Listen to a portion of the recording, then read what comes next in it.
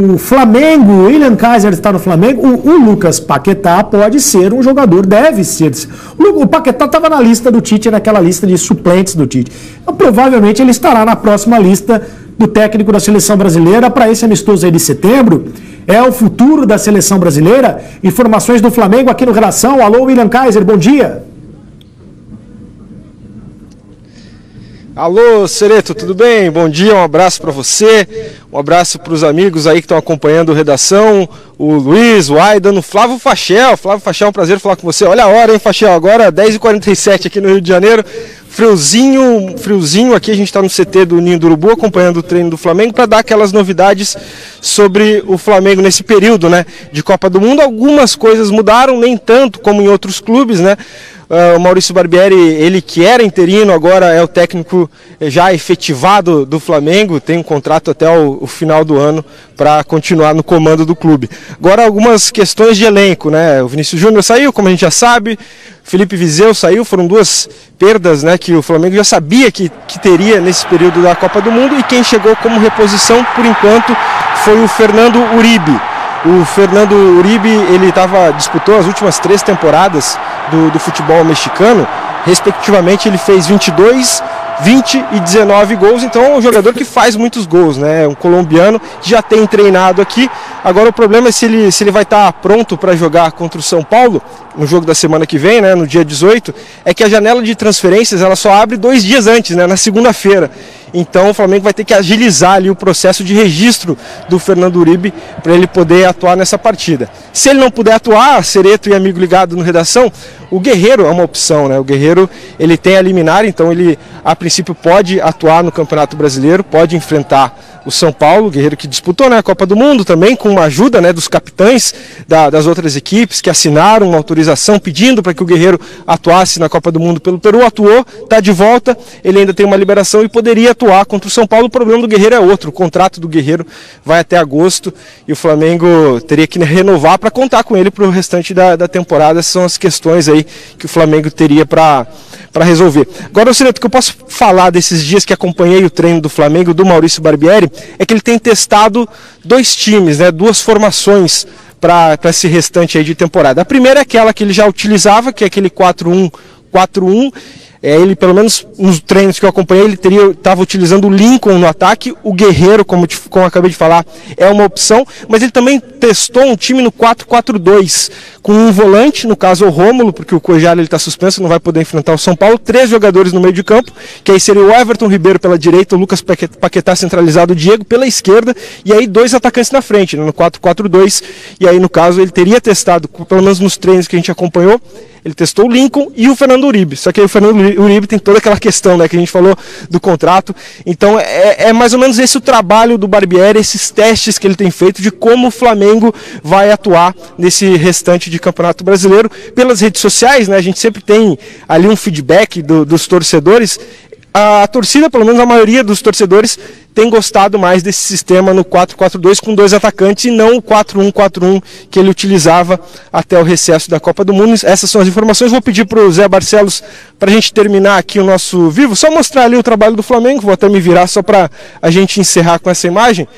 Um campo reduzido aí que o Barbieri tem feito, viu, Cereto? Só para encerrar, queria mandar um abraço pro Flávio Fachel, viu, Cereto? Quando eu era estudante de jornalismo, ainda sonhava em trabalhar no Grupo Globo, no Sport TV. Ele era o único que me respondia, a única estrela que me respondia no Twitter, viu? Fachel, muito obrigado por sempre me dar muita motivação para continuar, viu? O Cereto não me respondia, não. Agora responde. Um abraço. Tá bom. Valeu, uma honra estar trabalhando com você, colega aí. Obrigado por lembrar aí do Olha a Hora, só para quem não é do Rio de Janeiro, só para entender, né? Que no Bom Dia Rio, sempre na hora do intervalo, né? Quando vai pro comercial, eu digo assim, olha a hora, e aí eu dou o horário. Tá na hora de tomar o café? Como é que é? Tá na hora de tomar o café. E você toma café ali mesmo ou não? Muito. É café. Se não tiver café, não tem Bom Dia Rio. Aquela canequinha é café. Muito café. Tá certo. Café. Que inveja. Ó, podia trazer um café pra mim aqui, ó. Tu não respondia, seria? Claro que eu respondia. Kaiser, é meu amigo. Ó, Edmilson Nunes tá dizendo aqui na hashtag Redação Sport TV. Saudades de Rivelino, Sócrates, Éder Aleixo, Edinho, Luiz Pereira, Clodoaldo, São Marcos, Falcão, Romário, Ronaldinho, Carlos Alberto Torres, Zico, Ronaldo, Marinho Chagas, Roberto Carlos, Jogadores com J maiúsculo. Nem vou falar do Pelé, seria covardia. Como é que é o nome do internauta? Edmilson Nunes. Jael logo entra nessa lista. Eu desconfio que o que o Edmilson Nunes tem saudade é do que eu tenho também, de ser mais jovem. E por isso, esses jogadores são de uma época em que todos éramos mais jovens e eram jogadores espetaculares também, mas hoje nós temos jogadores espetaculares também. O Neymar é um jogador espetacular, dono de um futebol espetacular. Isso não dá para negar jamais. Como o Felipe Coutinho é um ótimo jogador que fez uma ótima Copa, inclusive. O futebol se renova, essa é a graça. A gente tem saudade, mas tem o que ver hoje em dia também. E é importante saber que a gente não saiu da Copa por causa do Neymar, né? Vamos deixar as coisas bem claras, porque às vezes pode caminhar para esse lado. Não foi por causa do Neymar. A gente não mereceu mesmo ir para frente. A Bélgica jogou mais do que o Brasil, né? Botou no bolso. Simples assim, a Bélgica jogou mais do que o Brasil. A Redação vai aproveitar essa semana para atualizar vocês sobre os clubes do Brasil, porque semana que vem já tem Campeonato Brasileiro. Aliás, segunda-feira que vem, no domingo tem a final da Copa, na segunda-feira já tem Copa do Brasil, Vasco e Bahia. Tá vendo? Já tem Copa do Brasil. Aliás, dá licença. Sim. O sonho brasileiro acabou. Acabou? Mas só o Grêmio pode ser ex. Você está falando de Libertadores? O que você está falando do quê? Do brasileiro, do Campeonato Brasileiro? Do Brasil. A Copa do Brasil. Copa do Brasil. Pode ser ex. Tá vendo? Então tem Copa do Brasil já segunda-feira, depois tem Campeonato Brasileiro que começa na quarta. Então, como fizemos com o William Kaiser, nós vamos aproveitar para atualizar as informações do futebol brasileiro. Uma coisa que mudou é que o Barbieri deixou de ser interino. Sim. Passou a ser técnico de verdade. Ou seja, merecidamente, vamos aposentar o nosso interinômetro aqui no Geração. Fizemos um interinômetro que foi oscilando durante a campanha do Barbieri no comando do Flamengo como técnico interino. E agora, com a parada da Copa, o Flamengo resolveu efetivar o Barbieri, justamente, diga-se de passagem, claro, né? O desempenho do Flamengo, o Flamengo será líder do Campeonato Brasileiro após a próxima rodada ainda, porque ele tem 4 pontos à frente do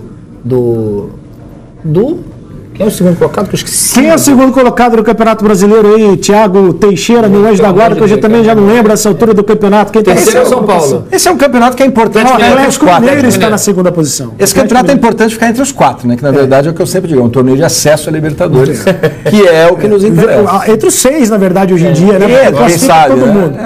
Então, assim, é justo. O Flamengo teve um desempenho muito bom na fase ali, pré-Copa do Mundo, ganhou vários jogos.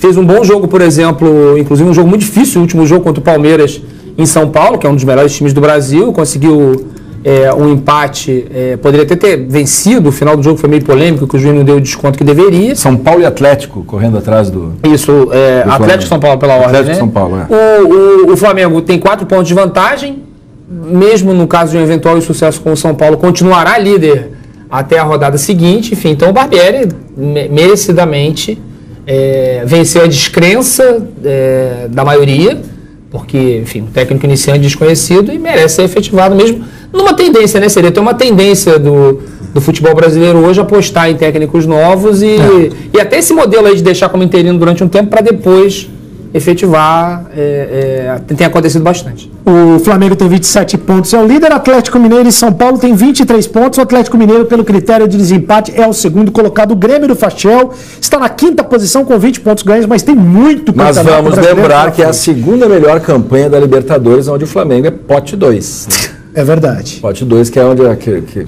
foi em segundo lugar, então no sorteio é o pote 2. É verdade. Thiago Teixeira, meu anjo da guarda, vamos para o intervalo para tomar um café, para tomar uma água e a gente bota Posso a hora falar? na casa. Posso falar? Fala, Fachel. Vou falar então, vai para o intervalo? Posso falar olha a hora? Pode falar, olha a hora, olha a hora. Então tá, pode ir para o intervalo? Peraí, posso ir para o intervalo? Pode ir, vamos lá. Então tá, olha a hora, olha aqui, ó, falta 5 para as 11.